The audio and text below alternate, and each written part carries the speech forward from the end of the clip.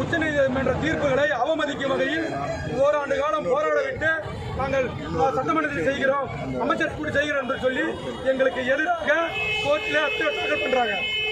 இந்த அரசு ஆணாதிபதியாகவும் சமூகத்தை தாக்கப்பட்ட சமூகத்தை இழவுபடுத்தி சிறப்பு நிதியை சீராய்வதற்காக இந்த வேலையை செய்து கொண்டிருக்கிறது.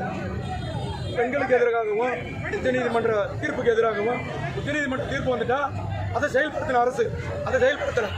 உணவுக்கு நாங்கள் உள்துறை கேட்டுறோம். உள்துறை என்பது உச்சநீதிமன்றத்துக்கு கீழே தான் இருக்கு. உச்சநீதிமன்றத்தை சொன்ன பிறகு ஏன் எங்களுக்கு முதல்ல செயல்படுறது? எங்கள் சமூகத்தை அழிக்க நினைக்கிறது. இப்போ கண்டிக்கிறோம்.